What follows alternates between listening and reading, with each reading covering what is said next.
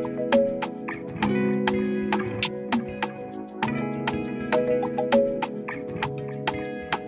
ng ginagawa mo kanina, lahat ng sinabi mo, it's all for show.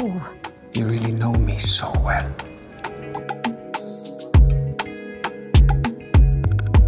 Ang red flag para sa akin, yung may sakit ako, tapos wala kaming kasama ng mga bata, tapos aalis siya, walang paalam.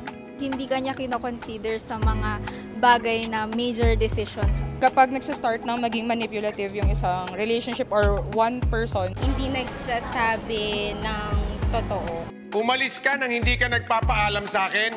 Di ba dapat alam ko kung nasaan ka, anong ginagawa mo? Nananadya ka ba? Kung sinungaling yung partner mo, edi parang kasinungalingan na lang din yung relasyon niya, di ba?